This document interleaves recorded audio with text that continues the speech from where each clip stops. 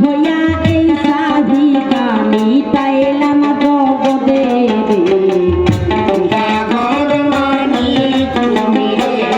আসলে তারির জন্যে পাইল কি করে আগুন বাতির দ্বারা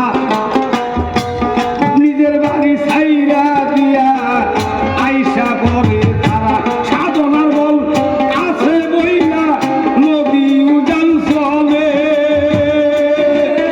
এই যে একটা থাকতে পাঁচটা বিয়ায় আমরা করি এ সংসারে সাগর মানি তুমি আমাকে সাধনার দূর আছে সেই দূরে পাঁচটা কইরা রাখি ওরে কমল আখি কয় একটা নারী পাঁচটা স্বামী দেখাও ধন্য বলি হারি রে সাগর মানি তুমি ওরে সর্বসৃষ্টি স্রষ্টা যিনি আমার জগৎ স্বামী উনি ওরে তুমি হইলা স্বামী নামের স্বামী এই কথাটাই বলি আমি সাগর মানি তুমি স্বামী শব্দের অর্থ হইল আল্লাহ স্বামী শব্দের অর্থ হইল আল্লাহ একটা নারী পাঁচটা স্বামী বোঝা নাই এই যে পাঁচ উক্ত নামাজ আমরা যখন করি বলি তোমার খাই স্বামীকে আমরা পাঁচবার ডাকি তোমার বানাই পাঁচটা স্বামী এই জন্য একটা নারীর আছে এই যে সত্য কথা কইলাম গো হাওয়া কইলাম তোমার কাছে সাগর মানি তুমি আর বাস্তব জগতে একটা নারী ছিল সেই নারীর পাঁচটা স্বামী তুমি জানলে কও জানি না মানে কোনো নারীর পাঁচ স্বামী নাই গে কুমুকে এই জানি কই সনাতন ধর্মে আছে দেখো পাঞ্চালী যার নাম পাঁচ ভাই ছিল একটা বই আমি তোমায় জানাইলাম এই যে পঞ্চ পাণ্ডবের বউ ছিল বলি তোমার কাছে এই যে পাঁচ ভাইয়ে মিলিয়া একটা বিয়াও করেছে সাগর মানি তুমি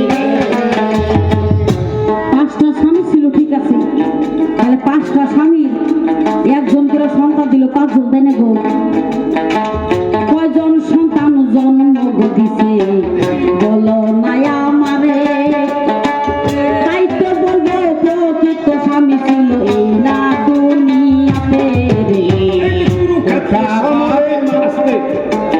কুরুক্ষেত্রে সমরে 101 সন্তান হবে বলি তোমার ভাই গান্ধারী রইল 34 বছর 34 বছরে 101টা সন্তান হচ্ছে একটা করেও যদি হয় তাহলে 101 বছর লাগে এই যে গান্ধারীর 34 বছরে যেমন 101 সন্তান সেই গর্বেতে পাইছে বলি তার বিধানে সাগর মানি তুমি তাহলে বলি তোমার ধারে গোয়া বোন একটু কথা মাইনো মায়ে ইচ্ছা করলে দিয়া দিব আবার ইচ্ছা করে আনবো মানে মা যদি ইচ্ছা করে দুনিয়াতে সন্তান জন্ম দিলাম মা যদি ইচ্ছা করলে দিলাম না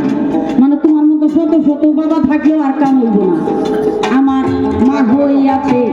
জগৎ স্রষ্টা ওটা পানি না কত বড় ওটা আমার কথা ওটা আমার কাছে দিও না তারা না বুঝতে থাকতে সায়েন্সে পড়া মানুষ নাই আছে এখন মায়ের ঠেকাই নাই বেদি দিয়ে হারলাম আমরা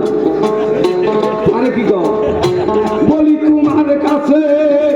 এই যে সায়েন্সে দেখো প্রমাণ করেছে এইটা বলি সবার পাশে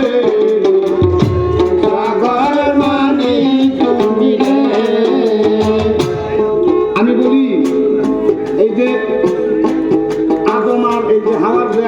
তর্ক আস্তে আস্তে ছিল। একদিন এই তর্ক লাগলো, হাওয়া কয় আমার বীজের থেকে ছেলে সন্তান দেখাইতে লাগবো। আদম কয় আমার, কয় দুজনে ধর। আমারটা কইটাই বললো, আদমেরটা শিখে বললো। তাতে টিকা শীষ পায় বেশি লাভ হয় না আসলে জন্ম পাইলো ভাই। আর আপনি যে মা হাওয়ার বীজের থেকে কি কি শুনবে, পোকা মাকড় কিরা যত জন্ম পাইল হবে। পানির উপরে সরকারি ডাক্তার একটা কাইকিলাম আছে ঘুরে। এই তো জন্ম পাইছে তোমার হাওয়ার বীজে থেকে। কোন সন্তান নাই গো হাওয়া তোমারও না বীজে। ওঠা গজনা নেই তুমি রে। যেমন বলছিলাম যে মানুষ সৃষ্টি করার আগে রেজেক সৃষ্টি করছে, তাহলে দেখবে মানুষ মরার একটা নিয়ম আছে বাবাজি। মানুষ 3 দিন হয়ে গেলে তার নাভিটা ফাটে, 4 দিন যখন হয় পোকায় কানাকানি করে, 5 দিনে যেমন আমরা দাওয়াত কিলো আর দাওয়াত কিলো সোনার দেওয়া পোকাতে খেয়ে জড়ো জড়ো করে। তাহলে এই মানব দেহটা মাটির সাথে মিশবে কির জন্য? যার জন্য আল্লাহ করছে কল্পনা, যদি মানুষও করায় তাহলে আর দেহটা করবে নষ্ট কে?